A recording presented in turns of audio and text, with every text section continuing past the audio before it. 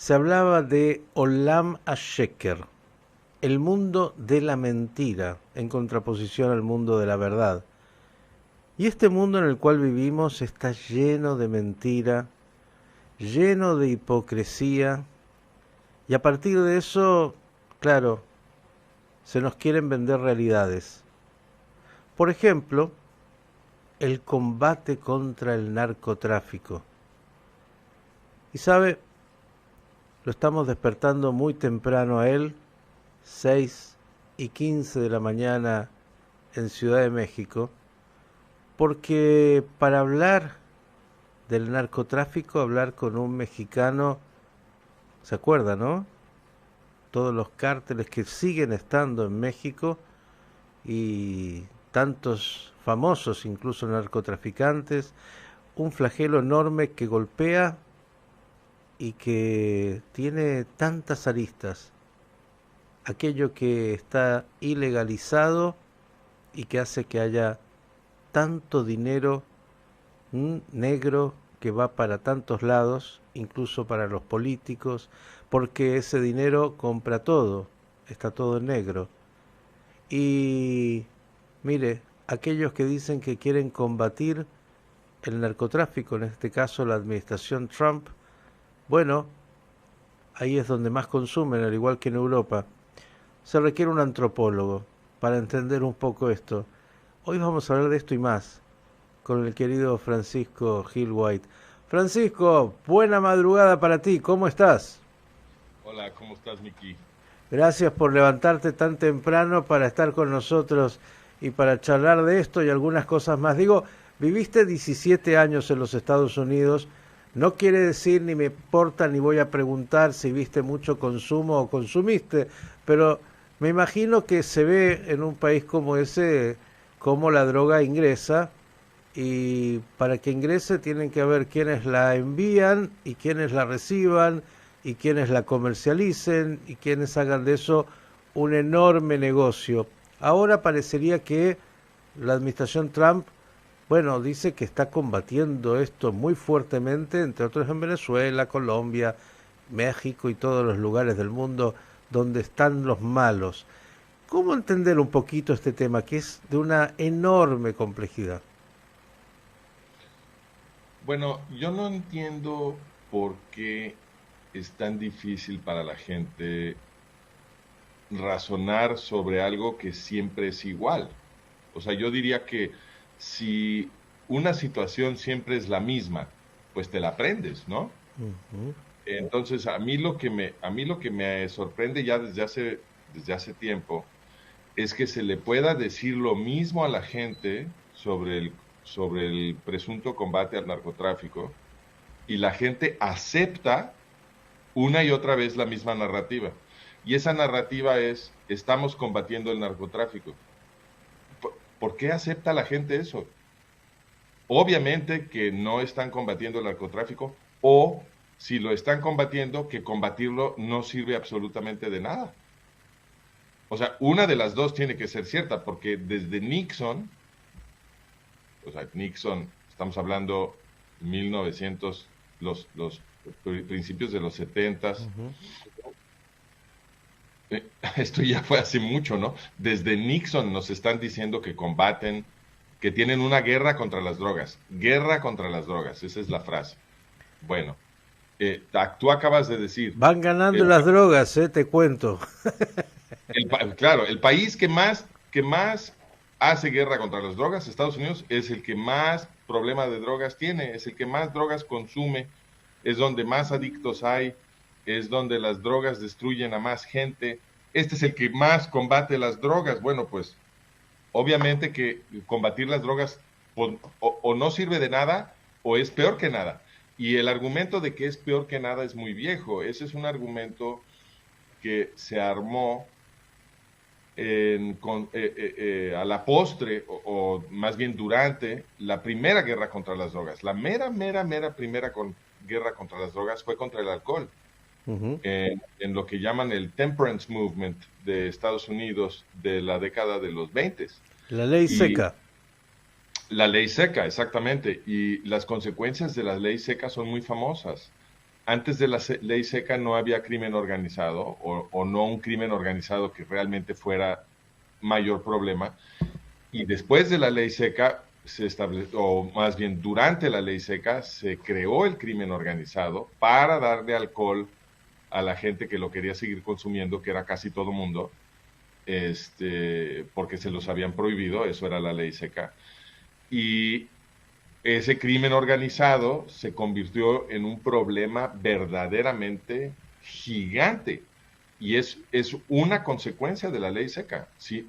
Y digamos, la lógica de cómo la ley seca produce el crimen organizado también es muy clara. Cuando tú prohíbes un producto que todo mundo quiere consumir, o prácticamente todo mundo quiere consumir, lo que produces es un mercado negro. Y entonces, si sabes que vas a producir un mercado negro, porque ya tuviste el ejemplo del alcohol, que de hecho se terminaron echando para atrás, porque era tal desastre de crimen, tanta violencia que estaba produciendo el crimen organizado, y eso también hay que explicarlo. Los mercados negros para un bien de consumo que se prohíbe, que todo el mundo quiere consumir, generan violencia porque los empresarios que siempre van a surgir para suministrar este bien que tiene tanta demanda, ¿no? Ellos no pueden hacer que sus contratos se ejerzan y se protejan y se hagan valer, excepto con la violencia que ellos se dirigen unos a otros en las calles. No hay otra manera de hacerlo porque el Estado no coopera con ese negocio. El Estado lo prohíbe. Entonces tú no puedes firmar un contrato con alguien y luego reclutar al Estado para el enforcement, para que haga valer ese contrato y para que castigue al que lo viola, etcétera. No lo puedes hacer porque tú estás fuera de la ley.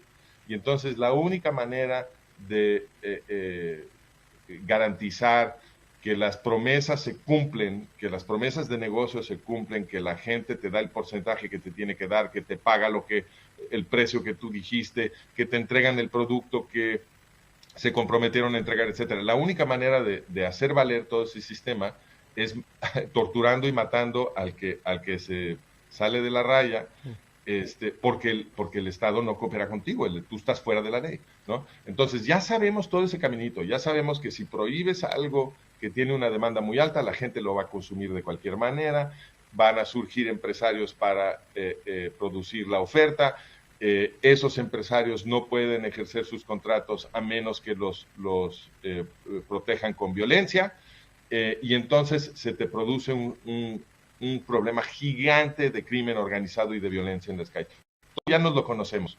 Y sin embargo, nos dicen año tras año, tras año, tras año, tras año.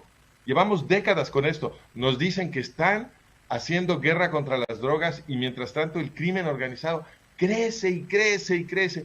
El consumo de drogas crece y crece y crece. Y el precio de la droga o no se mueve o va bajando. Lo cual quiere decir que los problemas que el Estado supuestamente está creando para el negocio de las drogas, pues los van resolviendo o realmente, o nunca fueron reales, ¿no? La otra hipótesis es, no, desde el principio el Estado ha estado colaborando con esto. O sea, la otra hipótesis es, el objetivo del Estado era crear esto, porque una vez que creas el crimen organizado, produces un sistema de corrupción que te permite, tras bambalinas, producir control sobre cualquier cosa. Importantísimo todo lo que has dicho, porque creo que ahí radica exactamente lo que es fenomenológicamente lo que estamos de alguna manera planteando. No hay nada nuevo, ya dijo también Einstein, ¿por qué si haces lo mismo vas a tener un resultado distinto? Y estamos viendo cómo este es un juego, es uno de los negocios más grandes de la humanidad en términos hoy de dinero, y las preguntas son todas, ¿qué se hace con ese dinero? Sabemos, mucho de ese dinero se blanquea en los peores lugares, apoyando, por ejemplo, el terrorismo, apoyando las peores causas y con todo lo que dijiste también de la violencia y más. Y se usa como una buena excusa hoy. Sí, yo creo que el dicho que le atribuyen a Einstein es muy bueno. Yo creo que expresa una verdad muy profunda.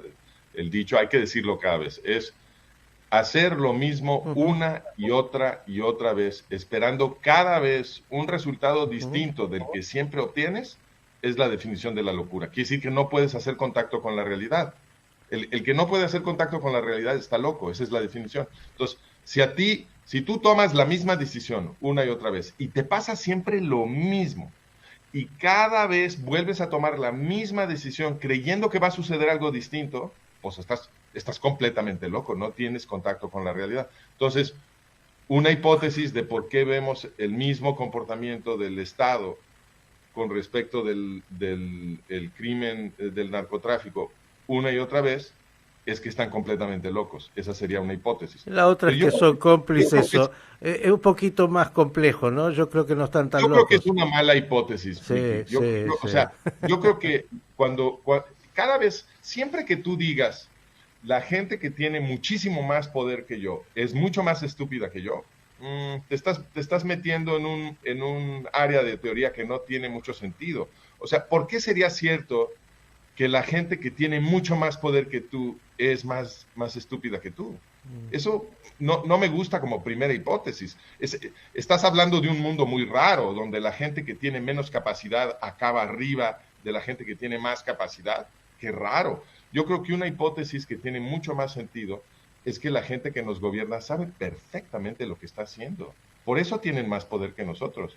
Y cuando nos dicen que están combatiendo, que están haciendo una guerra contra las drogas, dizque para proteger nuestra salud, y pasa siempre lo mismo, que es que nuestra salud disminuye, hay cada vez más adictos, hay cada vez más muertos en la calle por la violencia del narcotráfico, etcétera. Yo creo que cuando nos dan ese discurso, nos están dando a tole con el dedo, como decimos en México. O sea, nos están dando una historia para que nosotros la consumamos y no nos demos cuenta de lo que realmente está pasando. ¿Y qué es lo que realmente está pasando?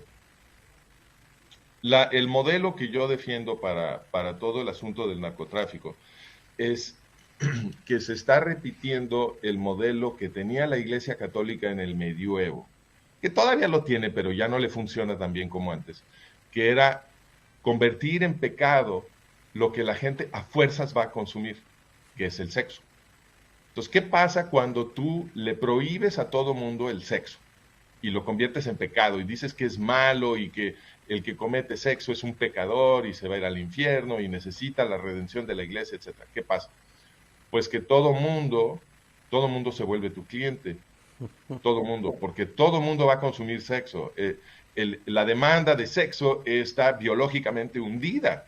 O sea, no hay manera de separarnos de la demanda de sexo, es parte del diseño de la psicología humana. Entonces, cuando tú y lo mismo con las drogas, hay un diseño en la psicología humana que vuelve las drogas muy sabrosas, entonces pues la gente las va a consumir, igual que el sexo, ¿no? Ahí está el parecido. Entonces tú vuelves prohibido, pecado, el sexo, la gente lo va a consumir de cualquier manera, necesitan todos la redención porque todo el mundo peca y entonces todo el mundo es tu cliente y a través de eso, a través de la redención que tú tienes el poder de otorgar o negar, pues ya tienes el control de la gente. Por eso, queridos amigos, lo que Francisco está diciendo está justo en lo que él además hace mucho viene trabajando en esto que es, ustedes ya lo conocen, more, esto de management of reality, ¿no? Cómo te cuentan, te venden, te construyen una realidad y a partir de eso nos compramos espejitos de colores, decían en una época.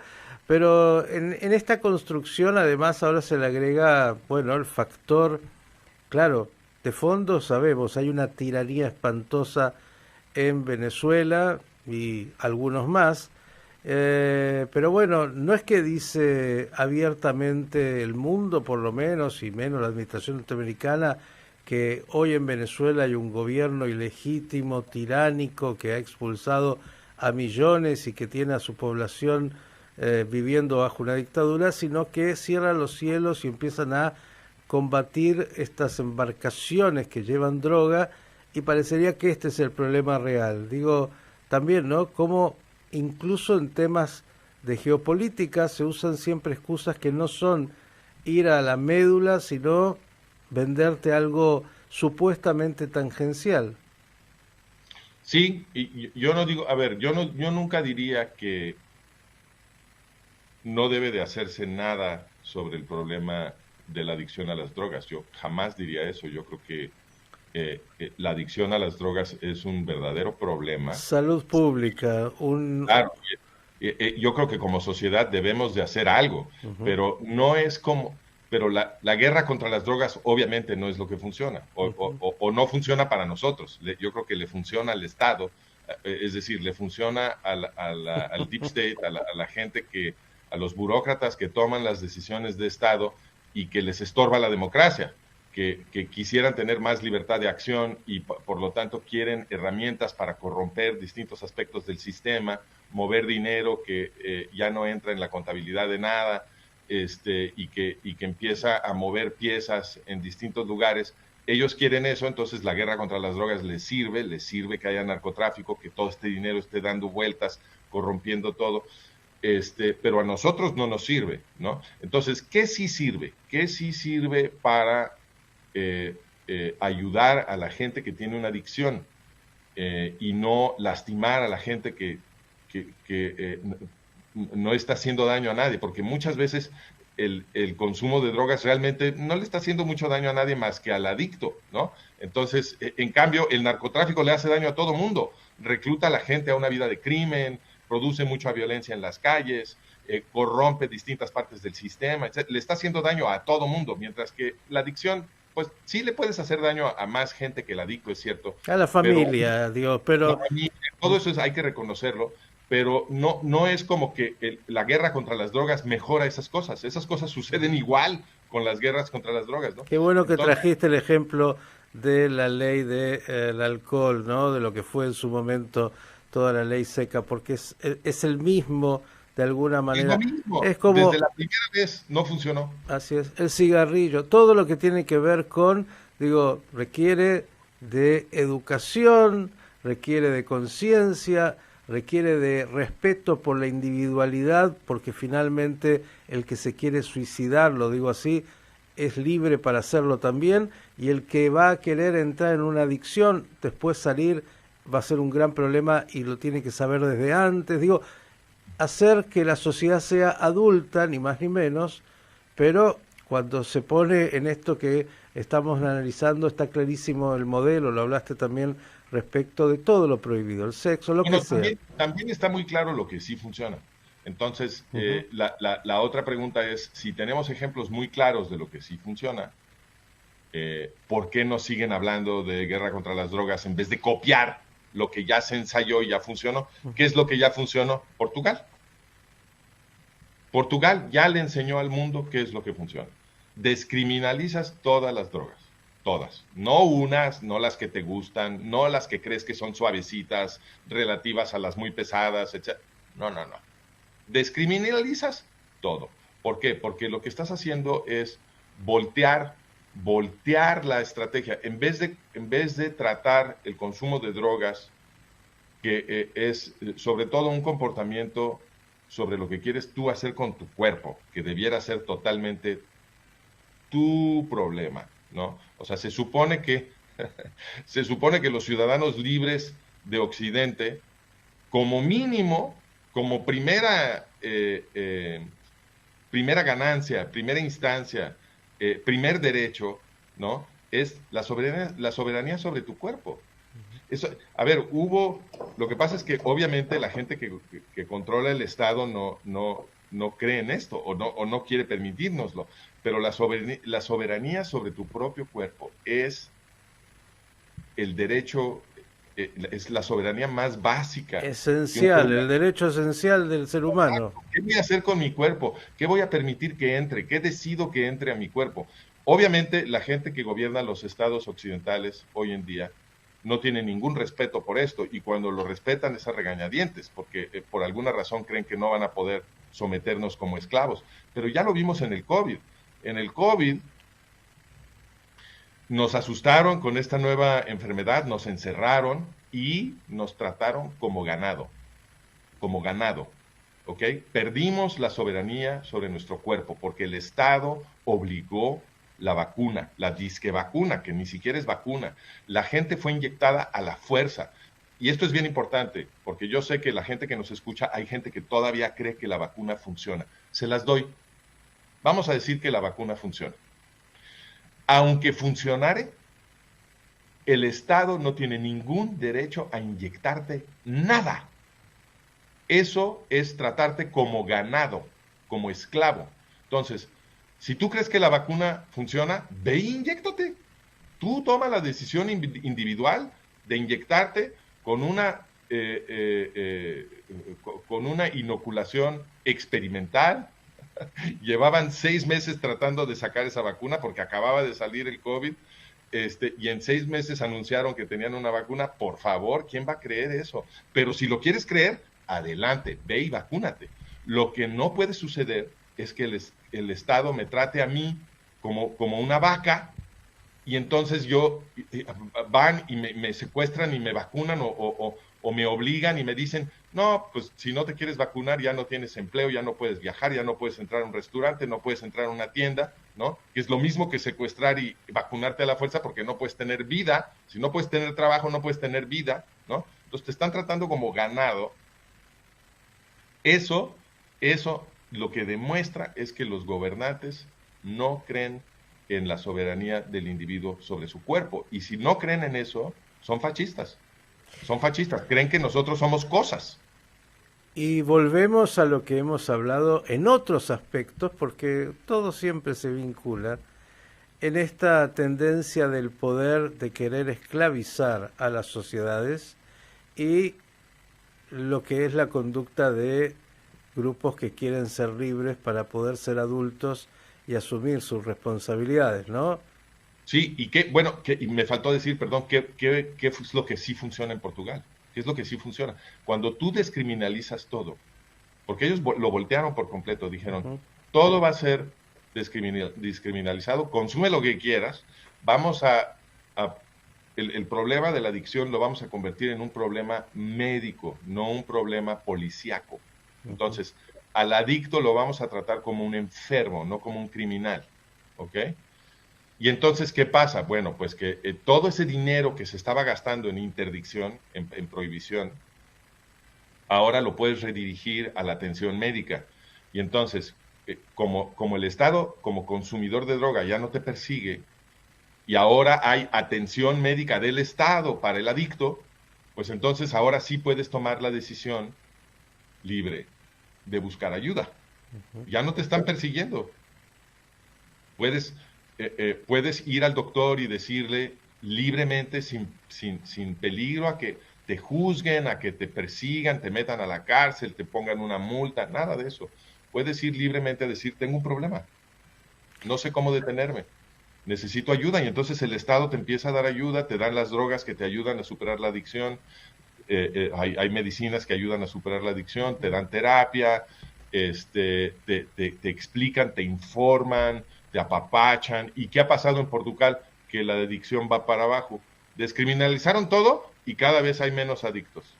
En cambio, en Estados Unidos siempre están en guerra contra las drogas y cada vez hay más adictos. Y además hay una hipocresía, porque el Estado decide que ciertas drogas sí se pueden comercializar y otras no. ¿Ok? ¿Y cuál es la línea divisoria? Es totalmente arbitraria. A ver, el Estado decide que ciertos opioides, por ejemplo, ¿cómo se llama? El oxicodón, famoso, que destruyó a tanta gente en Estados Unidos. Ese te lo recetan los doctores. Te lo recetan los doctores, y las compañías farmacéuticas quieren que los doctores estén recetando cada vez más de estos opioides, porque ellos, igualito que los narcotraficantes ilegales, se vuelven más ricos entre más droga se venda. Entonces, ¿qué hacen? Corrompieron a los doctores, esto es muy famoso, corrompieron a todo el sistema médico para que los doctores se volvieran drug pushers, para que les estuvieran sugiriendo a sus pacientes que necesitaban estas drogas, que son totalmente adictivas. Y entonces, en un proceso que es enteramente legal, se creó una epidemia de adicción en Estados Unidos que ha destruido comunidades enteras. Bueno, pues, ¿cuál es la diferencia entre Purdue Pharma y los narcotraficantes mexicanos? ¿Cuál es la diferencia? una decisión arbitraria del Estado, una raya que no tiene ningún sentido que dice estas drogas van a ser legales y estas no. Bueno, pero si todas son adictivas, ¿por qué no son todas legales? ¿O por qué no son todas ilegales? ¿Dónde está el razonamiento científico que dice esta va a ser legal y esta no? Como dijimos cuando arrancábamos este diálogo, el mundo de la mentira, Olama Sheker, y cómo se construye eso y lo que esto significa, porque este enorme negocio terrible, como decía, ilegal, permite, claro, el descontrol del dinero, la utilización, intereses enormes, y todo lo que eso significa. Quiero ir un minuto también a cómo estás viendo el panorama en relación justamente a lo que puede ser la caída de la dictadura de Maduro, y si en realidad también este juego es parte de las mentiras, porque hay mucho de mentira. Si miras el mundo, lo has hablado y dicho tantas veces, el Medio Oriente y Europa, ahora estamos supuestamente intentando que lleguen a un acuerdo después de 4 años Rusia y Ucrania, pero parecería que también está maniatado con intereses enormes de... Siempre el dinero parece que es un factor central, Francisco. Pues si el dinero está circulando eh, de forma criminal, fuera, fuera de la ley, eso le permite a los que pueden dirigir esos flujos de dinero corromper cualquier parte del sistema. Entonces, el narcotráfico yo lo veo como una extensión del dinero con el que libremente juegan los servicios de inteligencia. O sea, añade al dinero con el que ya libremente juegan, porque constitucionalmente le permitimos a los servicios clandestinos gastar nuestro dinero en secreto. Entonces, ¿qué pasa con el narcotráfico? Una vez que se forman estas organizaciones gigantes de crimen organizado, en México lo ves clarísimo, se diversifican. Entonces, pues sí, están vendiendo droga porque es un gran negocio, captan mucho dinero, pero luego ese capital se invierte en nuevas formas de crimen. Y entonces lo que acabas teniendo es una explosión multitudinaria de crimen, y todo porque te pusiste a perseguir las drogas, y perseguir a las drogas, por supuesto, es lo que enriquece a los narcotraficantes. A los narcotraficantes lo último que les conviene es que se legalicen las drogas, porque entonces las compañías legales, que son más grandes que ellos, que tienen más capital, que pueden vender las drogas más barato, más limpio, con certificación, con respuesta al consumidor si hay cualquier problema, dentro de la ley para que los puedas demandar, para que, etcétera. Si legalizas tú todo eso, la experiencia del consumidor va a mejorar, y por lo tanto el consumidor no va a preferir un narcotraficante ilegal que bajo esas condiciones se lo va a cobrar más caro, va a ser más cochino, no tienes respuesta de la ley, etcétera. Entonces, cuando tú produces este mundo ilegal del narcotráfico, lo que estás produciendo es una peor vida para el consumidor, y además una diversificación en el crimen, porque ese capital que tienen los narcotraficantes se empieza a invertir. Entonces ahora, por ejemplo, en México tenemos un problema muy grande de cobro de derecho de piso. ¿Qué quiere decir eso? Ese es el reemplazo del Estado por el narcotráfico. Entonces, el Estado es un criminal que te roba el dinero, pero tiene un compromiso social de darte servicios a cambio. Entonces, yo pago mis impuestos porque me ponen una pistola en la cabeza, es robo, como decimos los libertarios siempre, el impuesto es robo. ¿Por qué? Porque si no lo quieres pagar, viene el policía con una pistola a meterte a la cárcel. Entonces, es robo, pero es un robo con un contrato social. El Estado tiene la obligación de darte ciertos servicios y de proteger tus derechos y de impedir que se violen tus derechos, etc. Entonces, en el caso del narcotráfico, cuando se empieza a cobrar derecho de piso, como sucede ahora en México, lo que tienes es un reemplazo del Estado, porque el narcotraficante ahora es el que te cobra impuesto. Ese es el derecho de piso. Entonces, el derecho de piso es simplemente, llega el narcotraficante a tu negocio, por ejemplo, y te dice, bueno, tú estás vendiendo madera, tú ahora me vas a dar el 10% de todo lo que ingresas vendiendo madera, que es lo que hace el Estado, ¿no? El Estado te dice qué porcentaje de que lo que tú ingresas le tienes que entregar a fuerzas al Estado. Bueno, ellos llegan con una pistola y te dicen, no, tú ahora me lo vas a dar a mí. Y eh, el Estado ya no entra, obviamente, en las zonas que controlan los narcotraficantes porque es muy violento, porque requiere muchísimo energía y esfuerzo y violencia quitarle ese territorio a los narcotraficantes. Entonces, el Estado, pues, a veces entra, pero generalmente ya no entra. Esto es lo que pasa en México. Y entonces los narcotraficantes cobran este derecho de piso con impunidad, este impuesto, y empiezan a reemplazar el Estado porque, pues, a los narcotraficantes no les conviene estarse peleando siempre con todo mundo, eso es carísimo. Entonces se establece un contrato social entre los narcotraficantes y la gente, y los narcotraficantes empiezan a proveer los servicios que el gobierno antes proveía. Entonces, lo primero que empiezan a proveer es seguridad.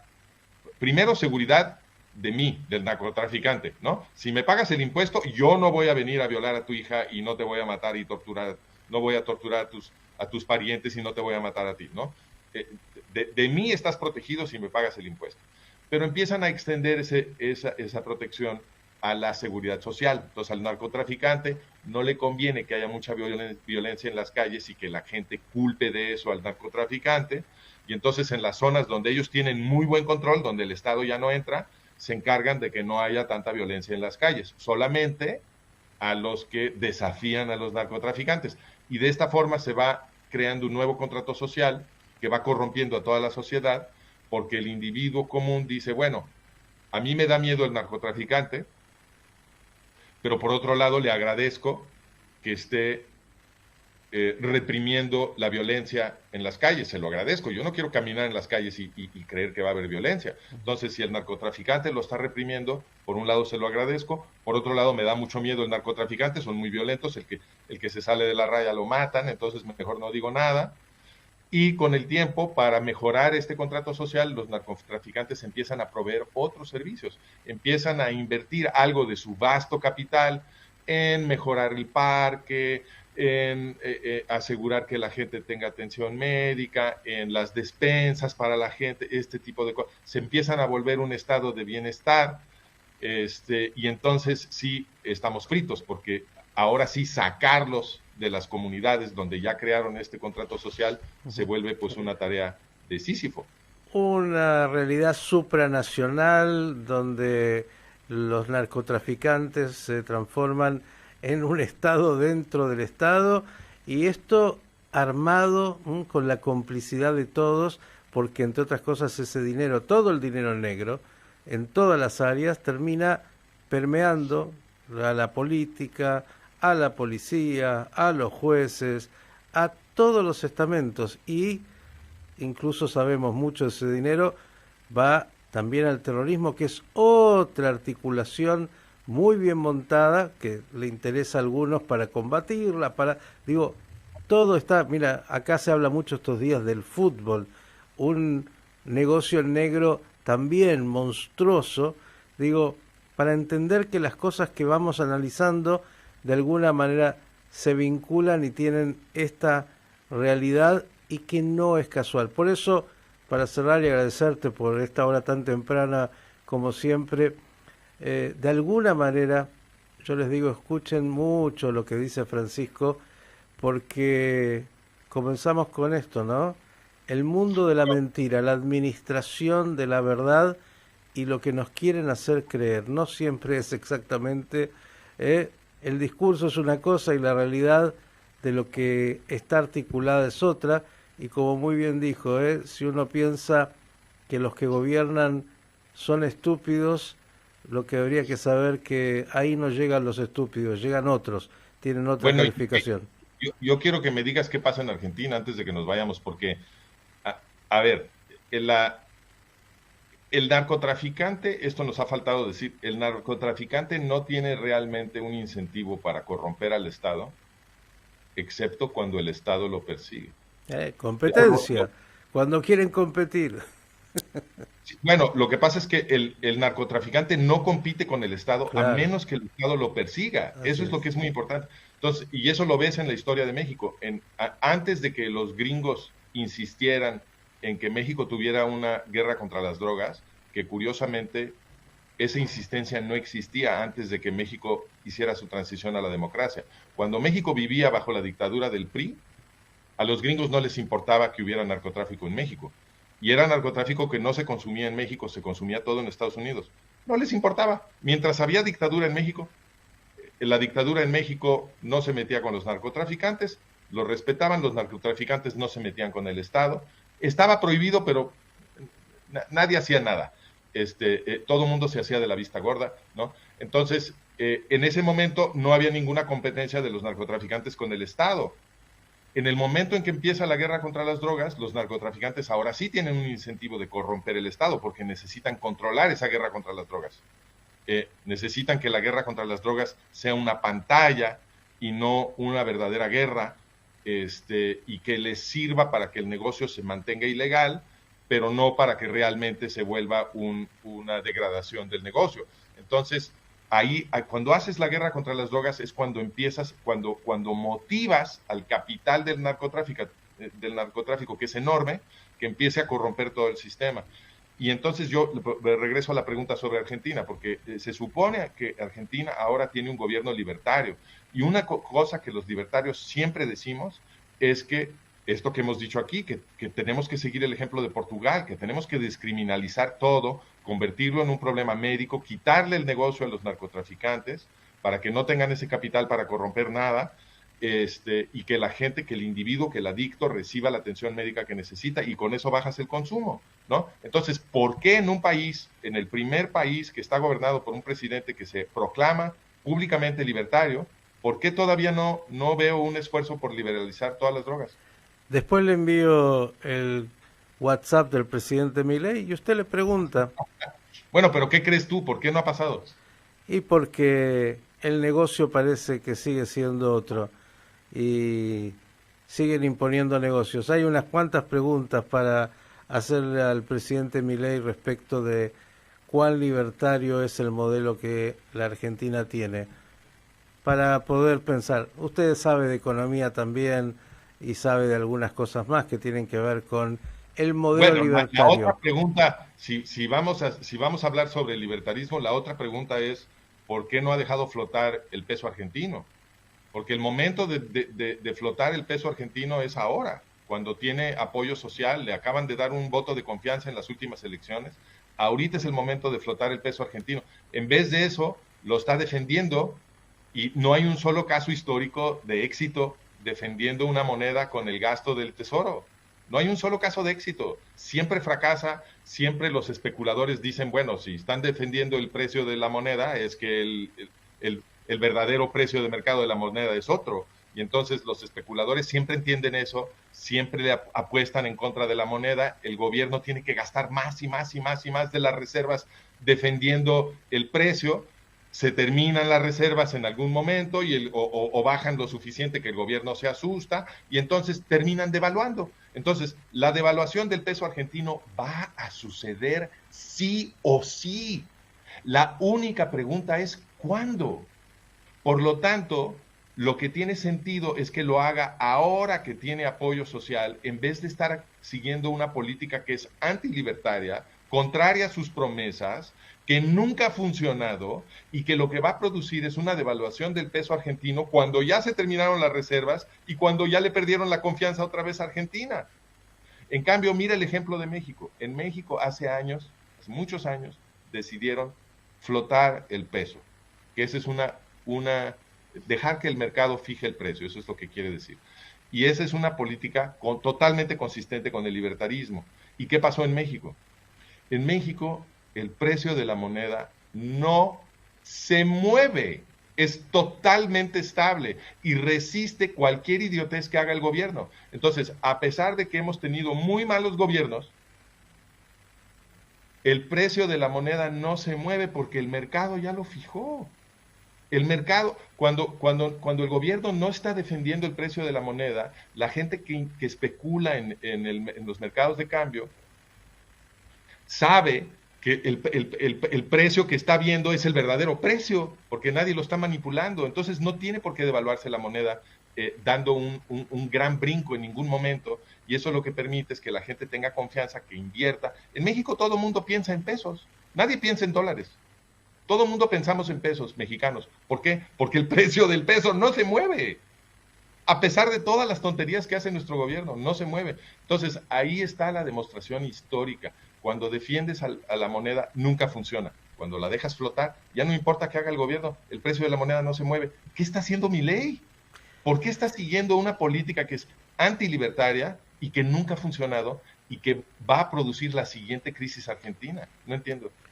Somos libertarios, pero no tanto, querido Francisco. Lo vamos a hacer que usted le pregunte al presidente Milei. Lo que se hace habitualmente para defender es usar las reservas o pedir prestado a algunos amigos que siguen dándonos oxígeno. Pero ¿eso cómo le sirve? eso sirve para los amigos que hacen mucho dinero con eso. Pero lo dejo con estas preguntas, le paso el WhatsApp del presidente, pregúntele, por ahí le contesta. Le mando un abrazo grande y ya hablaremos hoy en estos temas que, aunque no lo crea el oyente, se vinculan con todos los otros. Y cierro con esto: la administración de la realidad. Piense mal, que muchas veces, no voy a decir siempre, pero demasiadas veces va a acertar. Francisco, abrazo grande. Gracias. Francisco Gil White, aquí en Radio High.